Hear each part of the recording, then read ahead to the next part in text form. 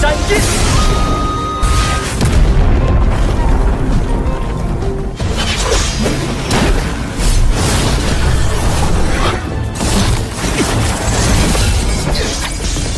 连牺牲算不得什么。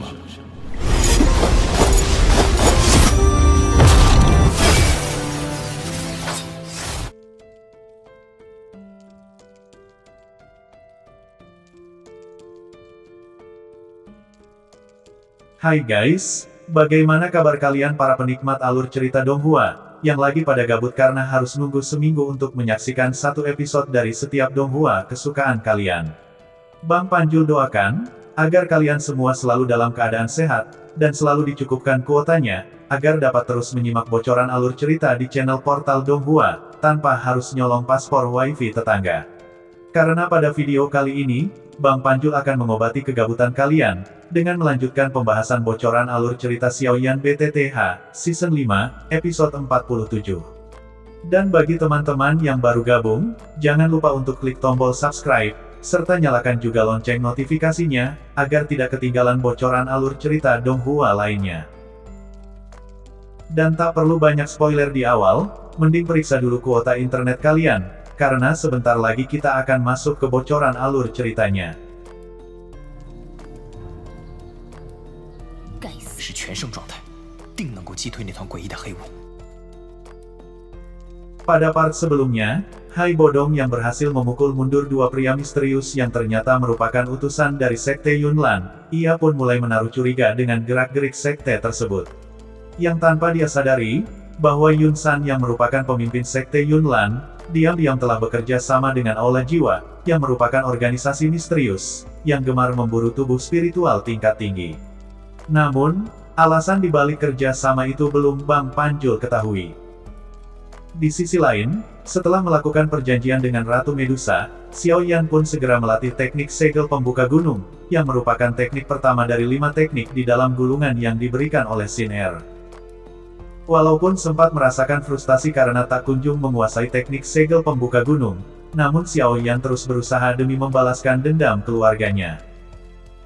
Singkat cerita, 1 bulan pun telah berlalu. Tampak saat itu, Xia Li yang telah mendapat ketenaran setelah berhasil mendirikan sebuah faksi kecil yang dinamakan Gerbang Xiao di kota Feng, yang merupakan kota di wilayah sudut hitam, dan juga yang jaraknya paling dekat dengan Akademi Jianan.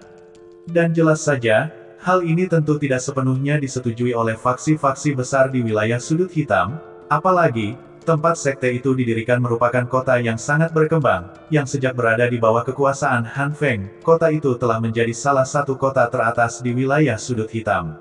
Namun karena posisinya yang sangat dekat dengan Akademi Jianan, membuat para ketua dari 3 fraksi besar di wilayah sudut hitam tidak berani mendirikan faksi mereka di kota tersebut, karena sudah pasti, faksi yang mereka dirikan di kota itu tidak akan bertahan lama, begitupun dengan Gerbang Xiao. Karena tentunya, setelah kematian Han Feng, pihak Akademi Jianan tidak akan mengizinkan satu faksi di wilayah sudut hitam pun, untuk mengendalikan kota yang sangat dekat dengan akademi tersebut. Tapi faktanya, setelah 1 bulan faksi Gerbang Xiao didirikan, faksi kecil tersebut tidak sekalipun mendapat serangan dari Akademi Jianan, dan hal itu lantas membuat 3 faksi besar di wilayah sudut hitam berpikir, bahwa setelah kematian Han Feng, sepertinya pihak Akademi Jianan telah menurunkan pertahanan dan kewaspadaan mereka. Dan hal ini pun membuat ketiga faksi besar itu berencana membuat masalah dengan faksi Gerbang Xiao, yang diketahui telah menjadi penguasa di kota Feng. Bahkan sebelumnya, di saat faksi Gerbang Xiao menduduki kota Feng selama sekitar 20 hari, beberapa faksi kecil di wilayah sudut hitam telah mencoba untuk menjatuhkan mereka, namun semua anggota faksi itu malah dihabisi oleh Xiao Li yang berada di tingkat Douang Bintang 4 dan anak buahnya, dan berita itu pun menyebar dengan cepat di wilayah sudut hitam. Karena menurut aturan di wilayah sudut hitam, jika sebuah faksi dipimpin oleh seorang ahli Douang, maka faksi ini dianggap sebagai faksi tingkat 2, yang harus tunduk pada faksi-faksi tingkat pertama, yang dipimpin oleh ahli di peringkat Douang, karena sudah sejak dulu, wilayah sudut hitam memiliki aturan, yang kuatlah yang berkuasa. Dan karena alasan inilah, yang membuat 3 faksi besar yang dipimpin oleh 3 ahli di peringkat Douang berniat menyerang faksi Gerbang Xiao, karena mereka tidak menerima, jika kota Feng yang merupakan kota peringkat pertama di wilayah sudut hitam, malah dikuasai oleh faksi kecil seperti Gerbang Xiao. Di sisi lain, Xiao Li yang telah mengetahui rencana ketiga faksi besar tersebut, ia pun segera menerbangkan satu merpati pembawa pesan, untuk menyampaikan informasi ini pada Xiao Yan. Karena bagaimanapun, dihadapkan dengan serangan kuat dari tiga faksi yang dipimpin oleh tiga elit Do Huang, sudah pasti hal ini bukanlah sesuatu yang bisa ditangani oleh Xiao Li. Sementara di lokasi yang berbeda, tepatnya di wilayah gugusan pegunungan berbatu, tiba-tiba terjadi ledakan dahsyat, saat energi hijau berbentuk tapak tangan menghantam dan menghancurkan sebuah puncak gunung berbatu. Tak jauh dari lokasi itu, tampak pemuda berjubah hitam dengan sayap doki yang perlahan turun dan mendarat di puncak gunung yang hancur berantakan. Dan ya, kalian pasti sudah pada tahu, si pemuda berjubah hitam itu adalah Xiao Yan, yang telah berhasil menguasai teknik segel pemecah gunung.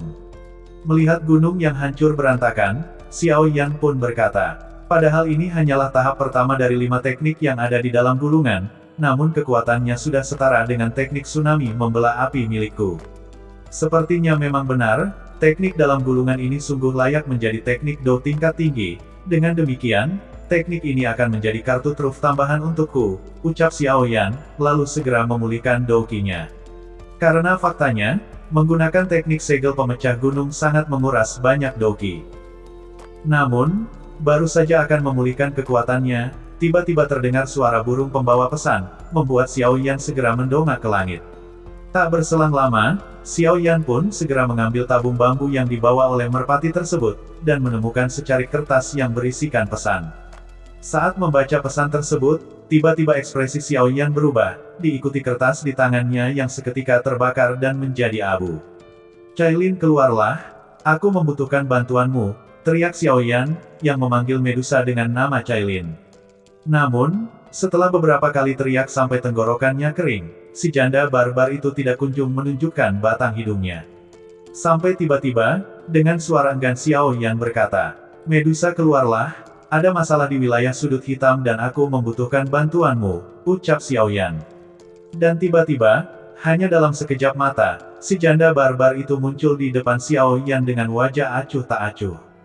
"Xiao Yan, ada masalah apa yang mengharuskan aku mengikutimu di wilayah sudut hitam?" ucap Medusa. "Sudahlah, jangan bertanya dulu, lebih baik sekarang kita segera berangkat," ucap Xiao Yan, yang mengabaikan tatapan dingin si Ratu Medusa. Mendengar ucapan Xiao Yan, Medusa pun berkata, "Xiao Yan, pergilah sendiri, dan jangan berharap untuk menjadikanku petarung pribadimu," ucap Medusa. Mendengar ucapan Medusa, Xiao Yan pun berkata, bahwa baiklah jika kamu tidak ingin membantuku, tapi jika aku mati di wilayah sudut hitam, maka tidak akan ada lagi orang yang akan memurnikan pil pemulihan jiwa untukmu, ucap Xiao Yan dengan acuh tak acuh, lalu mengepakkan sayap doki, dan langsung melesat menuju wilayah sudut hitam. Melihat Xiao Yan yang terbang menjauh, Medusa pun mengepalkan tangannya dengan erat karena marah. Namun mengingat beberapa orang kuat yang ada di wilayah sudut hitam, yang diantaranya ada ketua emas perak serta beberapa ahli, yang jika mereka bekerja sama, maka bisa dipastikan, Xiao Yan tidak akan mampu mengatasinya. Memikirkan hal itu, ekspresi wajah Medusa seketika berubah, lalu melesat secepat kilat ke wilayah sudut hitam. Sementara di lokasi yang berbeda, tepatnya di sebuah rumah mewah di pusat kota Feng, yang merupakan bekas kediaman almarhum Han Feng, yang saat itu telah dikuasai oleh faksi Gerbang Xiao. Tampak saat itu, pemimpin dari 3 faksi besar serta para anggota faksi yang datang untuk mengusir, dan merebut kekuasaan atas rumah dan kota tersebut, tanpa ada yang berani menghalangi. Karena sejatinya, orang di kota Feng yang sangat tahu, bahwa 3 faksi yang datang itu adalah faksi yang sangat ditakuti di wilayah sudut hitam. Yang diantaranya adalah faksi Langit Gelap, faksi Gerbang Luosa, dan geng Singa Liar, yang masing-masing faksi dipimpin oleh orang kuat, yang kekuatan mereka jauh melampaui Fan Lao, namun masih lebih lemah daripada Han Feng. Dalam novel pun dijelaskan, ketiga faksi besar ini sangat sombong dan mendominasi di wilayah sudut hitam, bahkan saat Han Feng masih hidup dan mengundang mereka bergabung dengan aliansi hitam, ketiga faksi ini malah mengabaikan undangan tersebut. Yang walaupun saat itu Han Feng sangat marah karena penolakan, namun dia tidak berani mengambil tindakan, karena takut dengan kekuatan dari 3 faksi besar itu. Dan dari sini bisa disimpulkan, kekuatan dari ketiga faksi ini tidak bisa dipandang sebelah mata. Saat ketiga faksi telah menerobos masuk ke halaman markas Gerbang Xiao, orang-orang di sekitar pun mulai berasumsi bahwa ini adalah hari terakhir bagi faksi tersebut. "Apakah kamu pemimpin dari faksi Gerbang Xiao?" ucap salah satu pria bertubuh besar, lalu kembali berkata, bahwa niat kedatangan mereka untuk mengambil kendali atas kota Feng, yang dimana jika dalam 1 jam Xiao Li tidak segera meninggalkan kota Feng, maka mereka akan membantai semua anggota faksi Gerbang Xiao. Mendengar ancaman itu, Xiao Li pun berkata dengan santai, bahwa dia pun sangat setuju jika harus meninggalkan kota Feng, dan menyerahkan kekuasaannya pada mereka, karena aku sendiri menyadari, bahwa ketua bertiga memang memiliki reputasi yang cukup besar di wilayah sudut hitam, dan sangat tidak mungkin bagiku untuk melawan kalian, tapi di antara ketua bertiga, harus pada siapa aku memberikan kendali atas kota Feng ini, ucap Xiao Li. Mendengar ucapan Xiao Li, salah satu wanita pemimpin faksi pun berkata, "Adik kecil, aku tahu kamu ingin mencoba mengadu domba kami, tapi sayangnya, tipuanmu tidak dapat mengelabui kami. Dan kamu juga tidak perlu susah-susah untuk berpikir, akan memberikan kota Feng ini pada siapa, karena yang perlu kamu lakukan hanyalah memimpin orang-orangmu untuk segera keluar dan meninggalkan kota Feng."